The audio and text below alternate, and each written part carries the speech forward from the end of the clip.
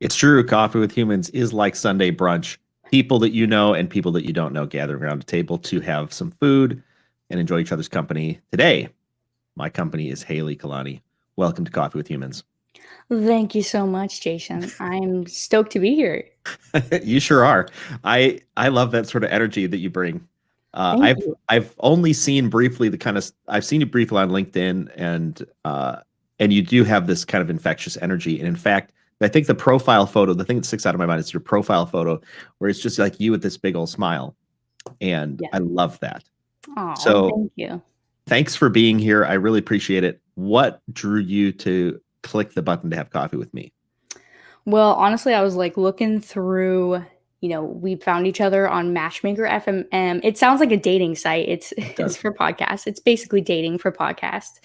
And literally the two words that are in your title, which is coffee and humans, those two things, I was like, I love both of those things. I have to see what this is about.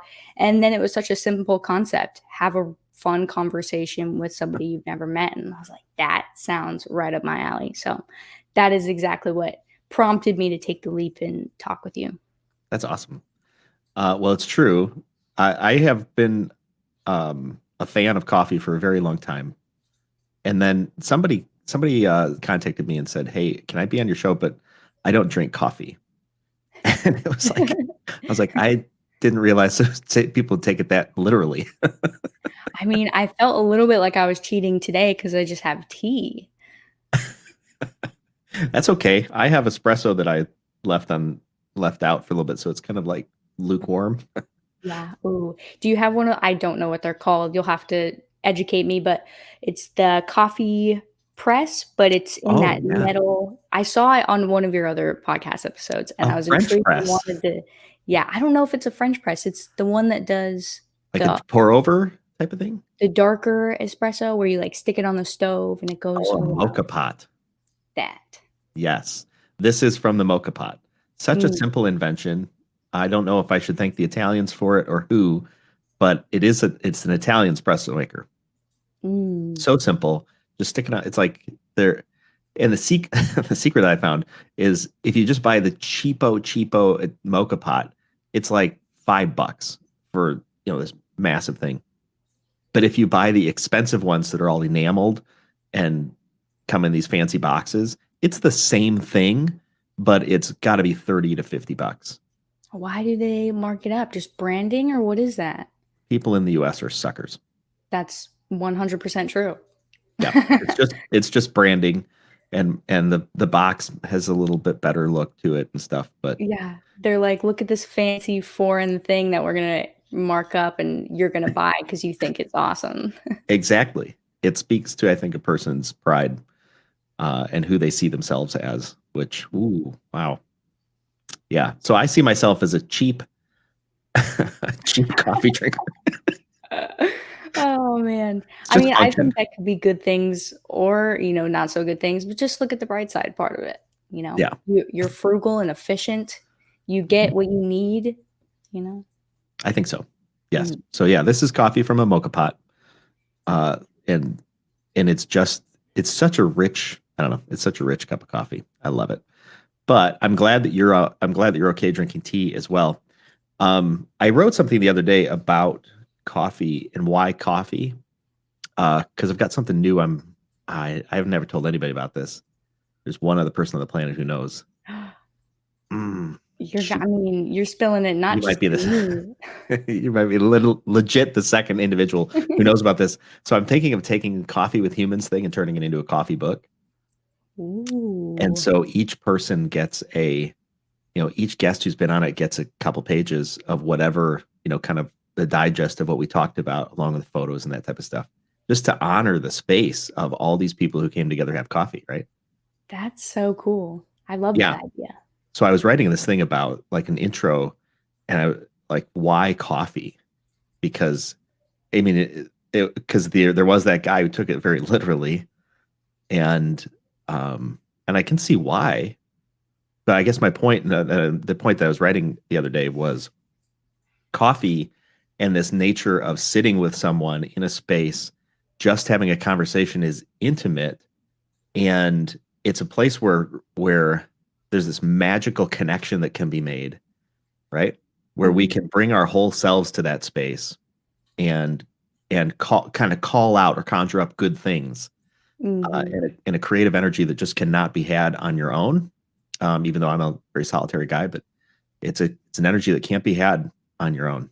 And coffee is just kind of representative of that, or tea, you know. So I totally agree. I think that we've gotten far away from the original reason why we started drinking coffee, besides, like, we're like, oh, cool, coffee beans are available and we can make it into this drink. But it was really the process of making the coffee and sitting down with family or friends and sipping it slowly and enjoying. We didn't have cream and we didn't have Keurigs where it takes 30 seconds to make coffee. People really enjoyed the process of taking 2 to 5 minutes to really put love and good energy into it and then share that with other people. And so I try and take a little bit of a mindful moment each time I have coffee or tea, or especially if I'm sitting down with somebody else. you really, I do, yeah. That doesn't happen all the time. I would say probably a majority of the time it's like, cool, drink my coffee, get up, and go walk the dog. But whenever I'm around somebody else, yeah, sit outside, have a short conversation, catch up a little bit. yeah. I started making coffee in a pour over, um, which necessitates standing around with this long neck kettle and just like drizzling the water on there. And I did it very purposefully because I felt like I was moving through things, and I have this tendency where I'll just get in this mode where I start moving through things very quickly. And I thought, wait a second, when do I ever take time to just be a little bit more still? And I really enjoy this idea of coffee. I like coffee, the flavor of coffee, and I like the different ways to make it. And so I set myself up that pour over, and it is like you say, it's this mindful moment where this thing that I enjoy that adds value to my life. I can just be in that moment and slow down for a little bit. Um, and it has it at least the thought of it um, does I think lead to that I don't know, mindfulness or thoughtfulness or whatever you want to call it, you know, Mhm. consideration of who you are and where you're at in the world, what's going on. Yeah. Yeah, your, like, deep existential moment with yourself, even if it's for, like, 30 seconds. Yeah, but too often, like, we don't take those things, and I don't know that we're better for not taking those things. Yeah, I Um, think we're, worse off for not taking those moments more often and really just reconnecting with ourselves, at least, for a couple seconds throughout the day to recenter, as you said. And so funny that something so simple is just pouring that coffee or, well, the water over the coffee. And do you have a Chemex? This is like a little off topic. I did not go with the Chemex. I bought the cheap uh, the cheap plastic thing that you sit on top of the cup. Hey, man, that is just as good, honestly. But but don't sell me too short. I'm gonna find this thing for you since we're talking about it. Um, I I I was inspired by a coffee shop called La Marzocca, something Okay. like that, in Seattle, Mm, and they served. Let's see here. Let's see if this pulls up the wonders of Google search. this Oh is fun. yes, that's what I'm talking about.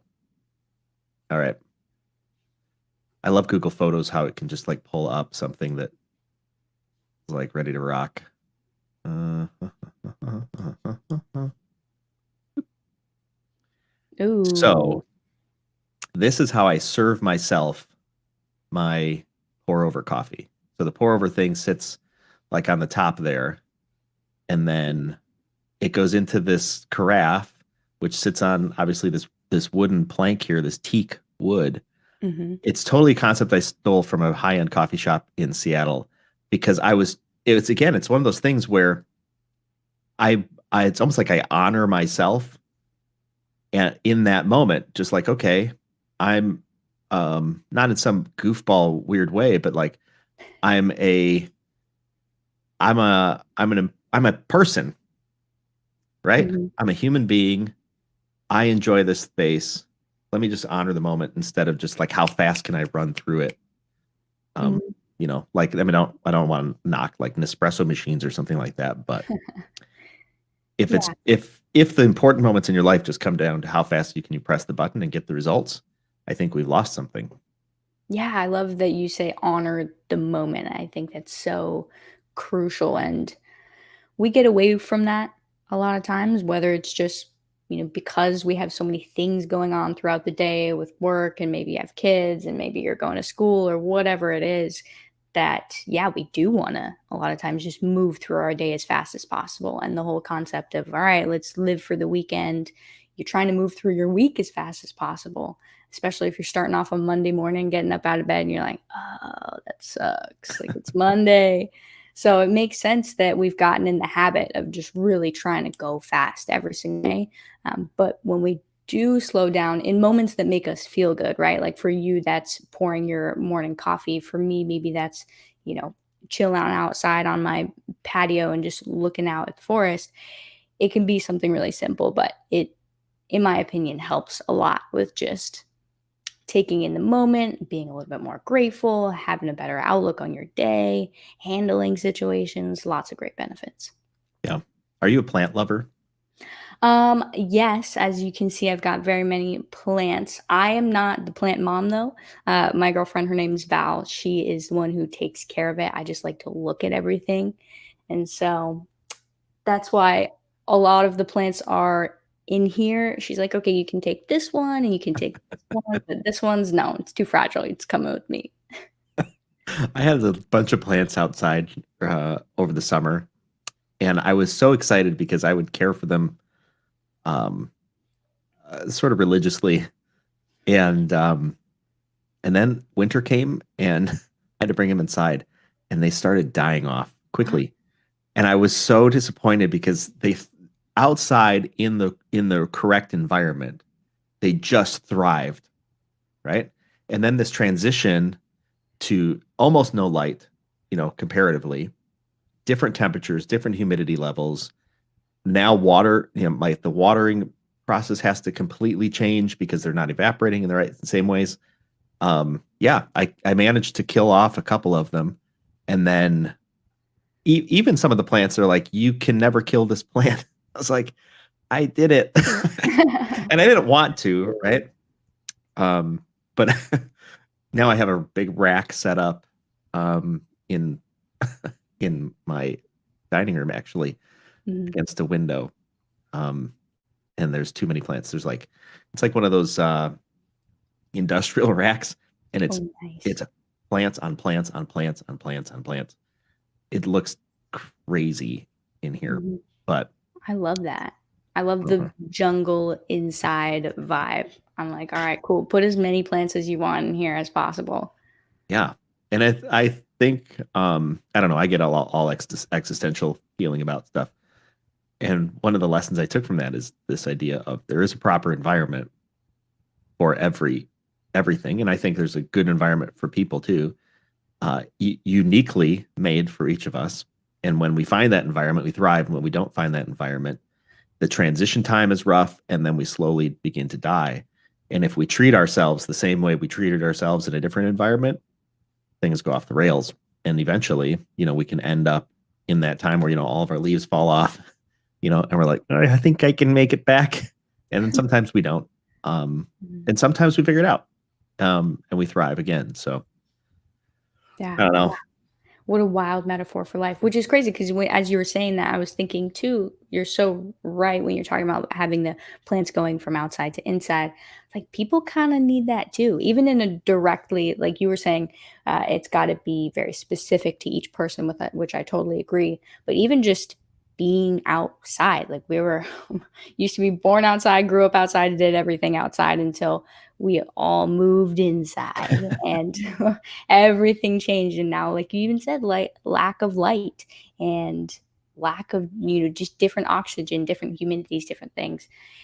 And how do we get more connected with our roots in nature, and how does that impact us in a positive way. But even to what you said, in different changing environments from work to home, like how do we, especially working from home, find myself, I have this shoji screen slash birdcage looking thing behind me, and it helps me sort of separate the fact that I'm also in my bedroom, which is my office, and getting out of that space and transitioning from work mode to home mode, where I can really relax, not have to think or stress about anything else, and be present in the environment that I'm now either moving to or am in. Yeah. You do consulting, it's my understanding. What do you what do you consult on? Yeah, it's more so coaching. I definitely, my company name is Kalani Consulting, but what I really do is teach. So I teach mission driven professionals how to create better content. And that's like the short, cool, you teach people how to create content.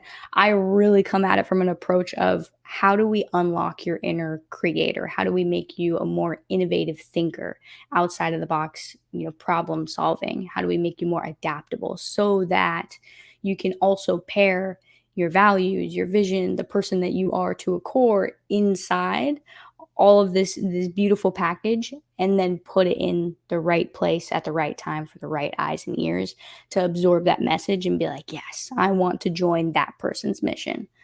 Mhm. So that's interesting. Mission-driven professionals. What, why? I mean, I could ask deeper questions than that, but why? Yeah.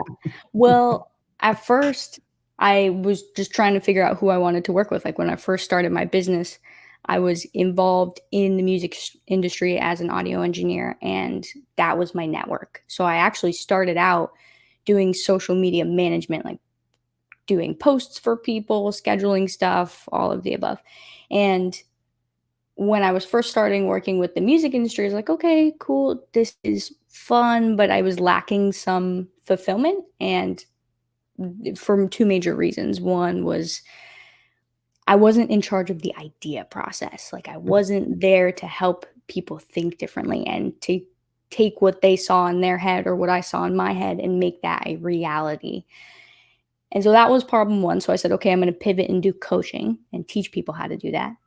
And problem two was I didn't feel like I identified enough with those in the music industry, which was hard because you had some people who were mission driven musicians who wrote songs that uplifted and inspired people, or even just shared their own past and story and people can relate with. So that was really cool, but I had to dive into my past a little bit. And in the way that I came up with making sure that I'm helping mission driven people was that when I was 8 years old, I was diagnosed with an autoimmune disease called aplastic anemia. And it's basically where your good cells are attacking each other. And so I was in and out of the hospital for a period of years. It was like the whole world was the pandemic and I was the only one in quarantine. Like I couldn't go to the grocery store, I couldn't go to school, couldn't eat deli meats or fruits without really thick skin on them to peel. It was a whole thing. And the doctors that I had were incredible. The nurses that I had were amazing. The caretakers that were able to bring me into a remission, so I'm all healthy now, uh, impacted me in a really positive way. And so after doing a lot of reflection on like, okay, Haylee, how did you end up in this position in life anyway? And what are my core values? It was really making sure that I was able to help other people. So if I can help people who are trying to help others, then that's in turn helping me. So that's the series of events that led to me saying, okay, I want to only help people who want to help other people. Hmm. How do you measure whether people want to help other people? Ooh. What's the criteria? What's the filter on that? Yeah, I don't know how you'd measure it, but the criteria is, are you benefiting one person's life in some way, shape, or form? So for that can come in so many different ways. That can come in just making them a happier human being, healthier. It can be enlightening them in some knowledge, like teaching them a certain skill that they can use to then better themselves. So that's usually what I go off of is it changing somebody's life even just a portion of somebody's life. You don't have to go rework and Dalai Lama their entire life and have them, have enlightenment and clarity. But just a small change that over time leads to bigger and better things. I'm a big believer in the fact that everything's got a ripple. If I do Mhm. something nice to somebody else, that's going to impact them, and so on and so on and so on. Okay. And you find that the people that you work with then, um, their ultimate goals are at the core to somehow impact somebody else's life. I think that's part of Mm. it. Okay. I think there's always a self-serving part of it too, because yes, as much as I want to help others and get their message seen, in the way that I can, which is through content. For me, I also want freedom. Like, I want to Mm. travel. For me, freedom means like living in a tiny home in the middle of nowhere and just doing my thing. But for somebody else, it could be making tea. Like, who knows?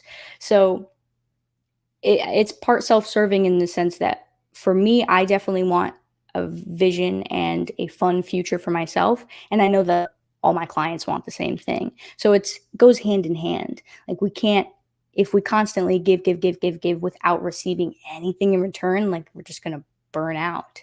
And there Yeah. has to be another internal why along with your external why. No, I totally agree with you. I had a conversation just yesterday, I think it was.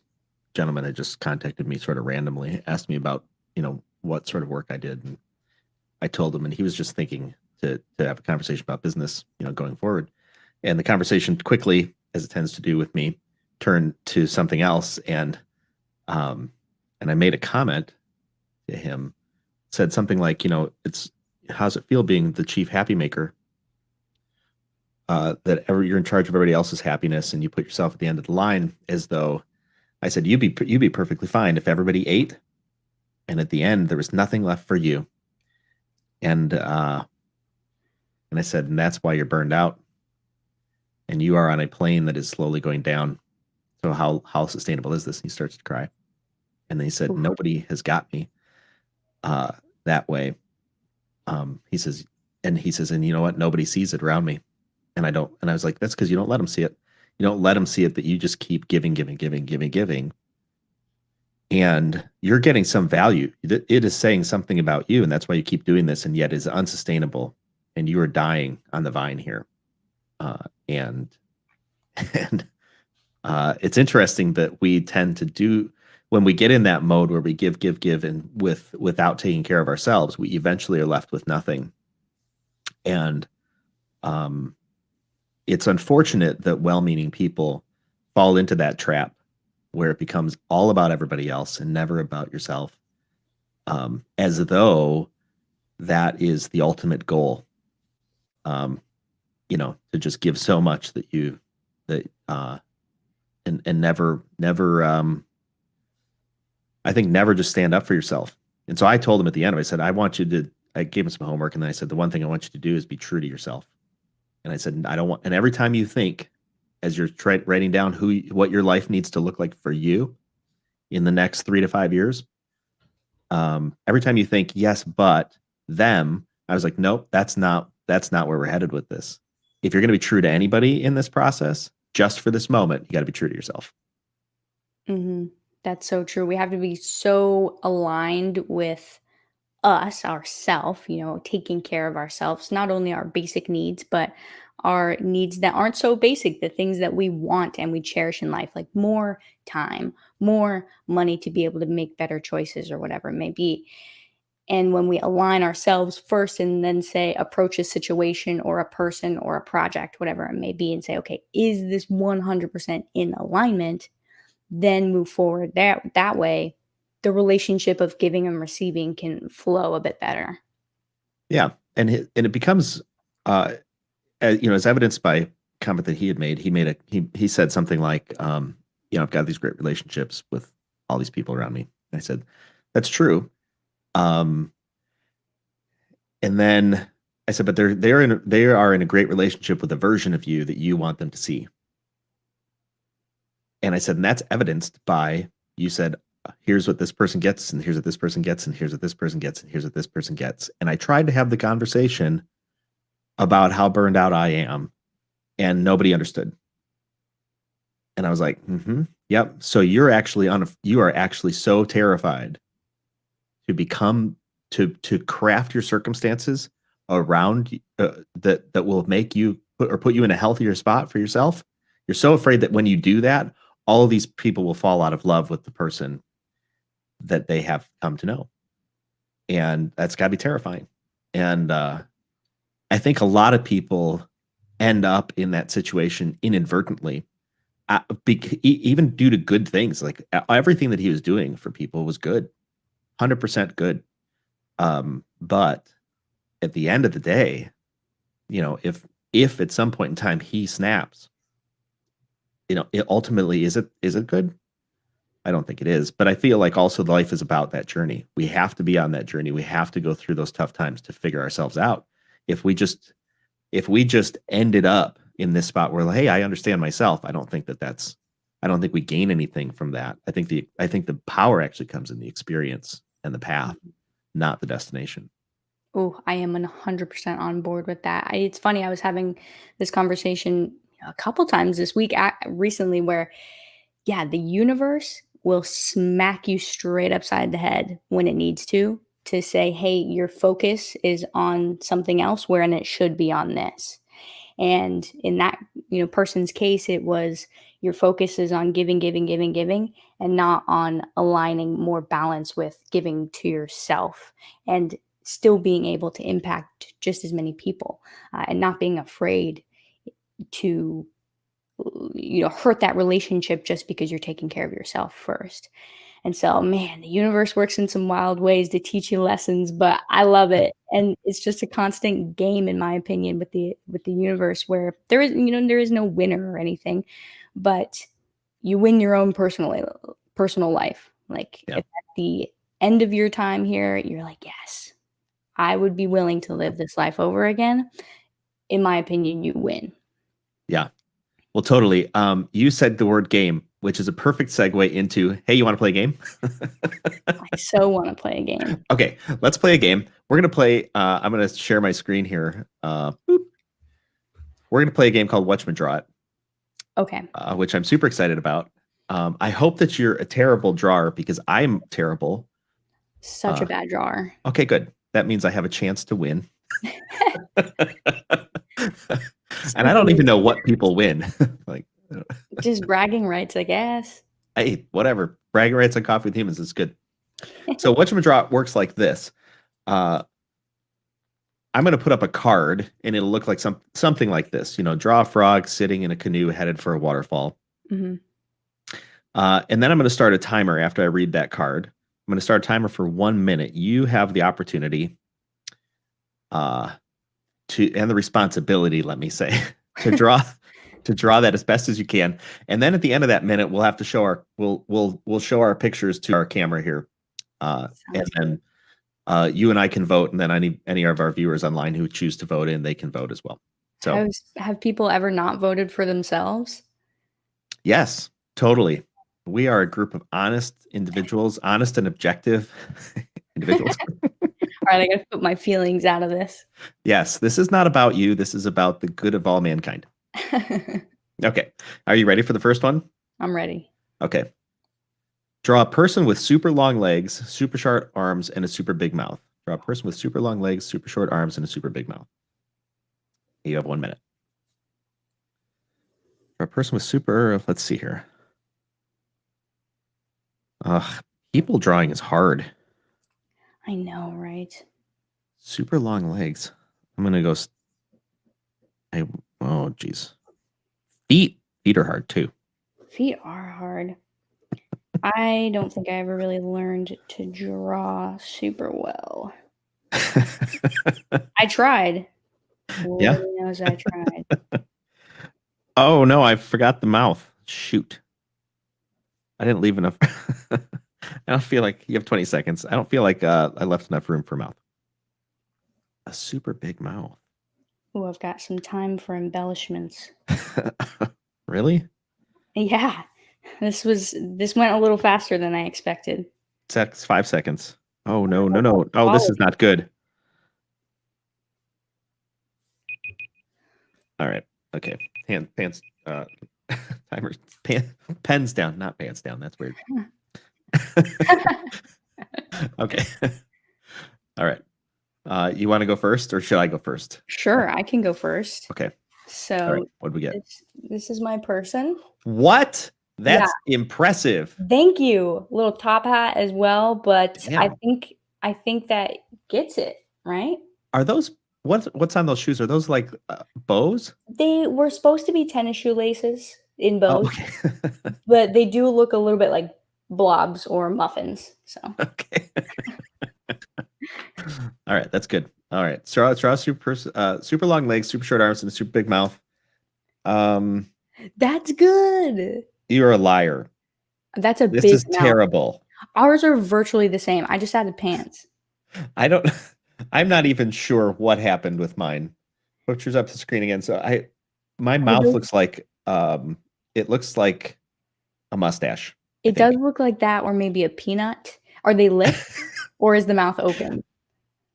I don't know.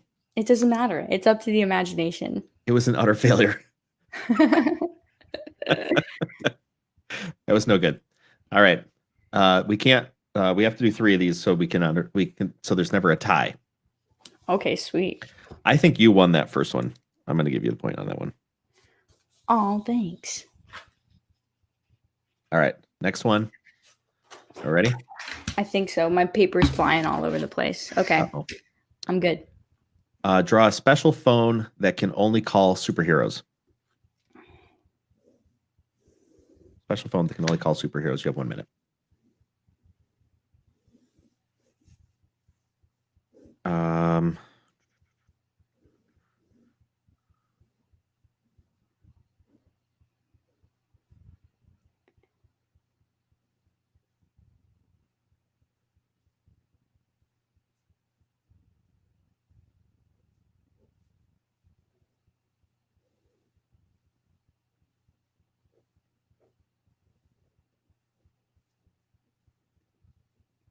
Okay, let's see here. Oh, geez.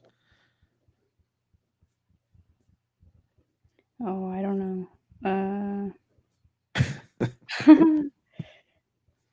Very unique phone.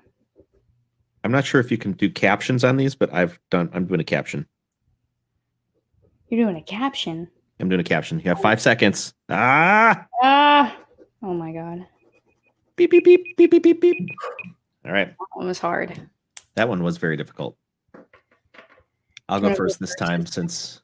Oh, what's that? I said, do you want to go first this time? Yeah, I'll go first. I made you go first last time.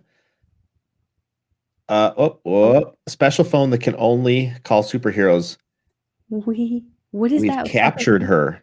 We captured her. Oh my gosh. So yours is the villain calling the villain. superhero.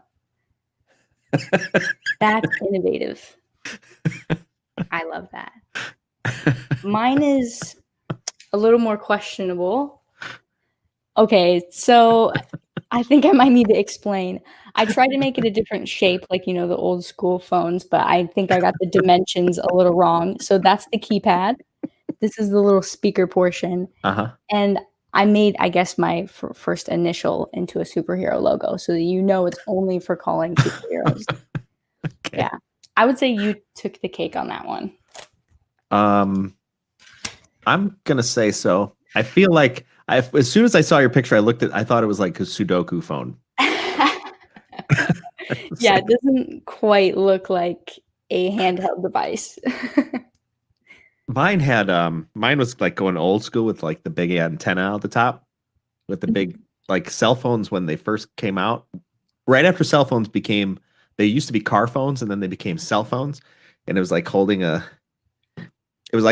of these up to your like, yeah. Hello. Like a boop. Like, I don't know. And they sounded terrible. Anyhow. I can't imagine. It sounded like a radio that wasn't quite tuned. It was like, hello, Winston. I don't know. All right. That next one. And then we can, so I get that. Okay. You gave that one to me. I can agree to that. Ready for the next one? I'm ready. It's our last one. Draw a planet where people walk upside down. Mm. Planet where people walk upside down.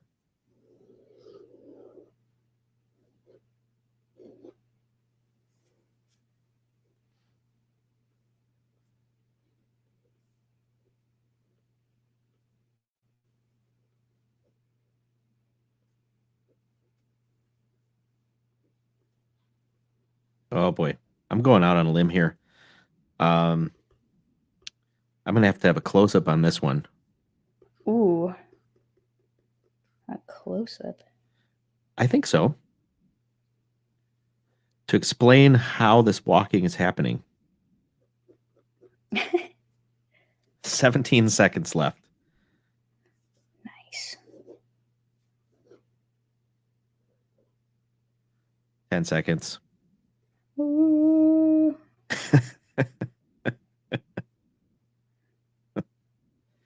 And that's time. All right. All right. Okay.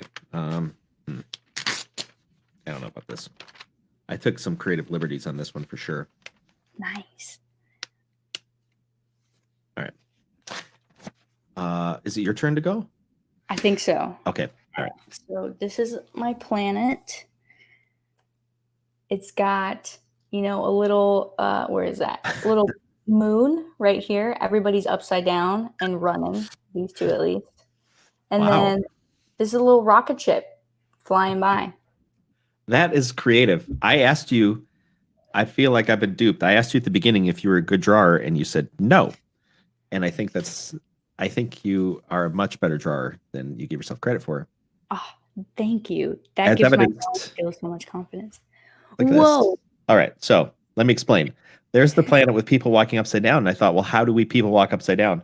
It must be because they have millipede hair. Oh my God. And so to explain that, I had to do an exploded view. Yes, I would say a very magnified view, it looks like.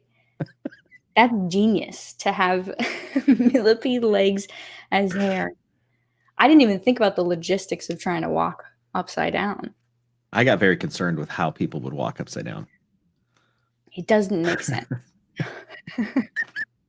It doesn't make any sense. Yours was so intricate, though. You had I like the super the what is that called? The planet the moon thing around a planet with a ring on it. So clearly these are not. It's not Earth. It's what is it? Jupiter that has the ring or Saturn?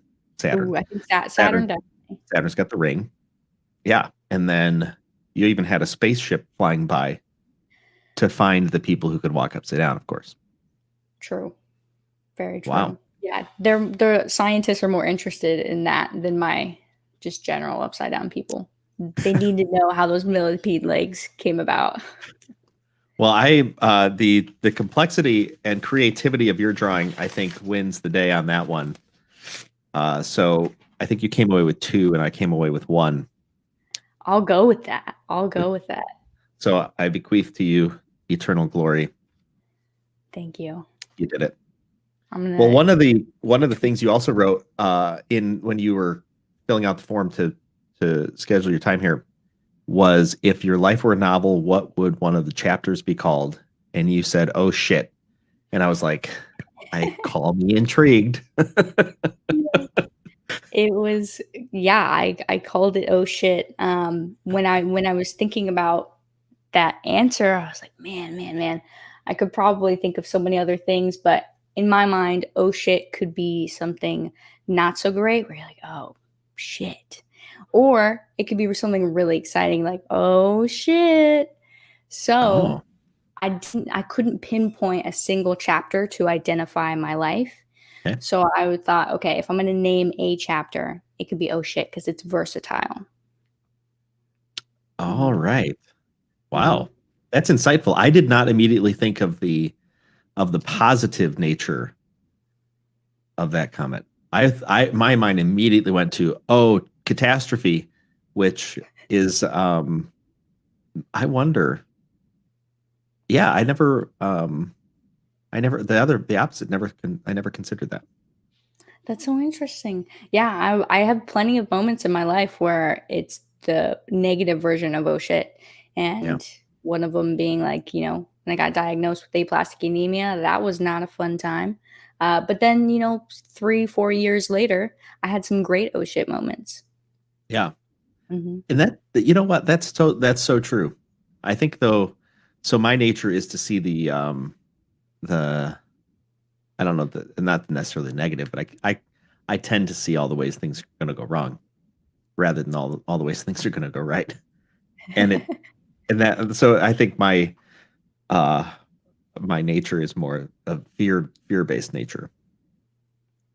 Which I wonder if that's why I immediately go to the negative qualities of that. Um, Maybe.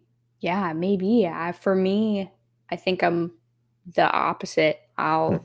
I try to bring in more of the realism to bring me myself back to earth if I ever get too positive, too excited about things. Um, but yeah, probably if you approach different situations like that and you're like, okay, how could this fit into this bubble or this world? Do you And feel like that's really interesting. So you said you think of things to bring you back to earth if you ever get too positive and too excited about things. Is that an issue with you that you get too excited? oh yeah, all the time. I get like too excited about one particular, maybe it's a project, maybe it's, a fun thing coming up, or maybe it's just an idea and I'll get really excited about it and I'll have to pull myself back just a bit and say, okay, Haley, bring in some realism before you just, you know, waste all your tickets on something that wasn't very fruitful. Hmm. Do you find that when you get excited, do you characterize that as like fully engaged, or what are the parameters on, or what's describe to me that feeling of being fully of getting too excited? Mm, I think it's a mixture of like speed, like I just want to start the activity or go do the thing or write out the idea and then try and get there. That's one thing. So it's just very frantic. And then two, the actual, feeling or vibe or intention that I get is, you know, I've never seen it before, or it hasn't happened yet.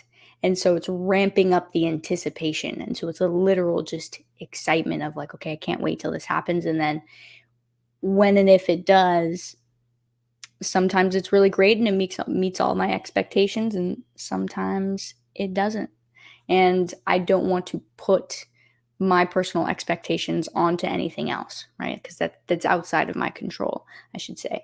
So bringing it all back in and maintaining that control within my own field, so to speak. Hmm. Interesting.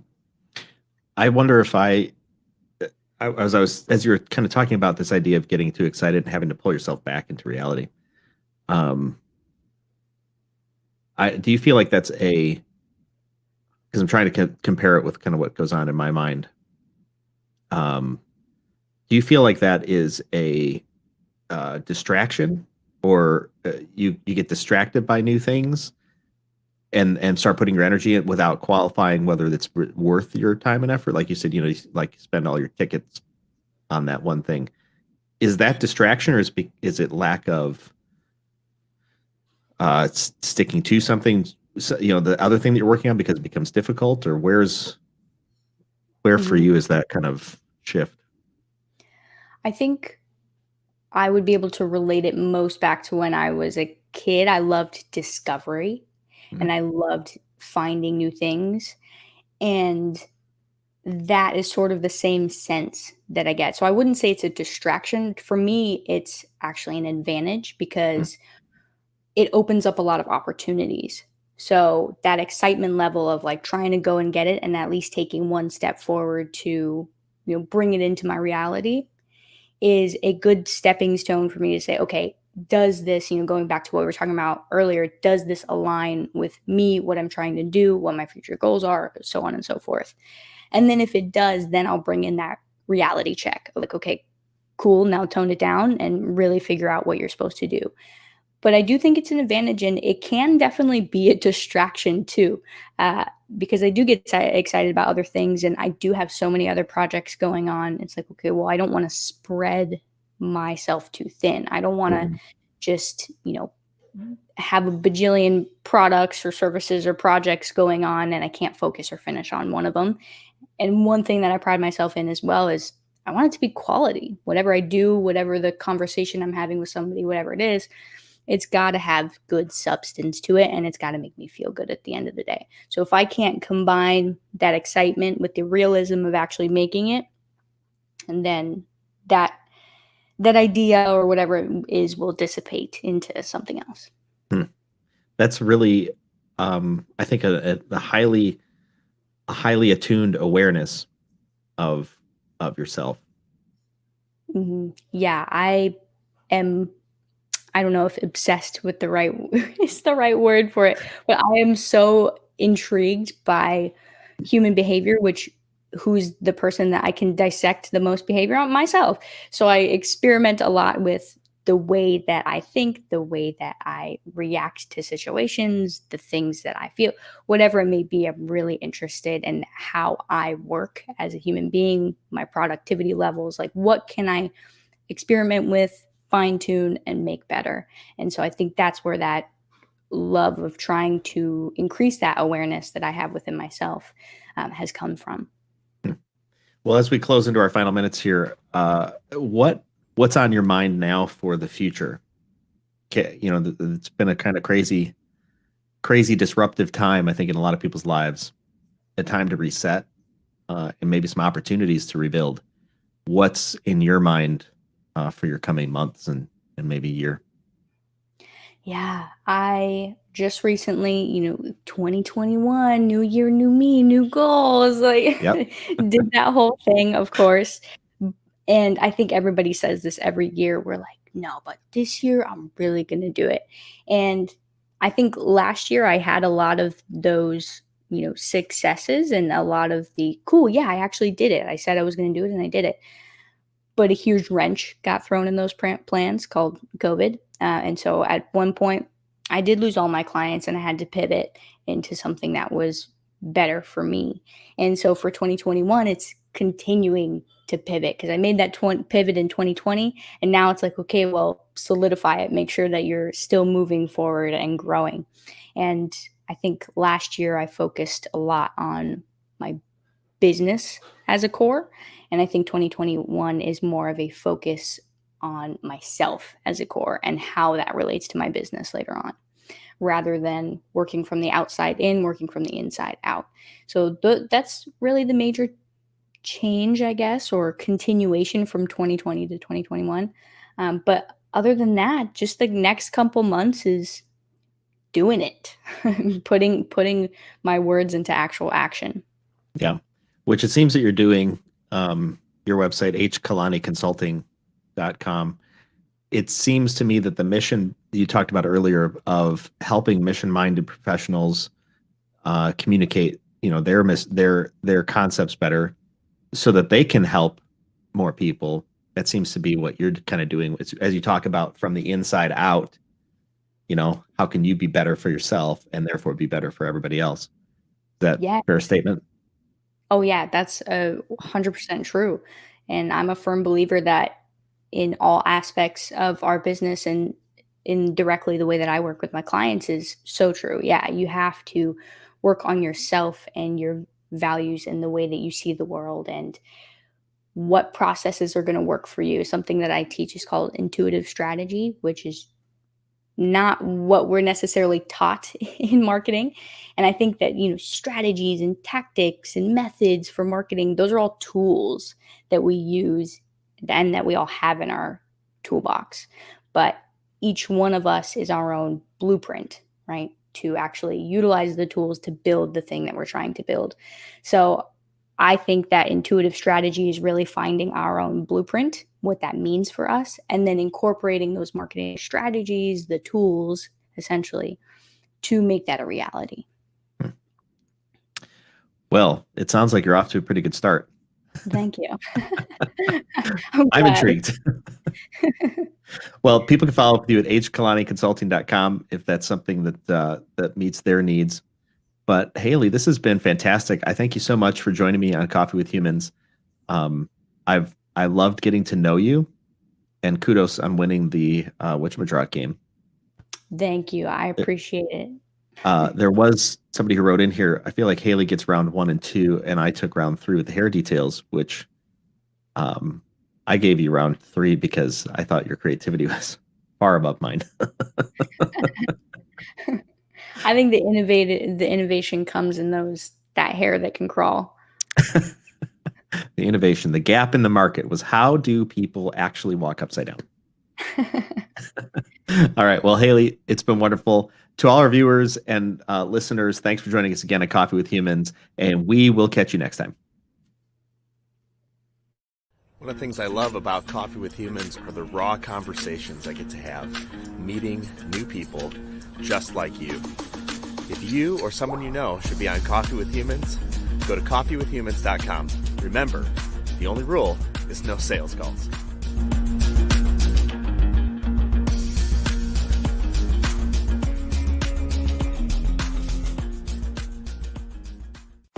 This has been Coffee with Humans. Subscribe to get updates or click to have coffee with me. coffeewithhumans.com.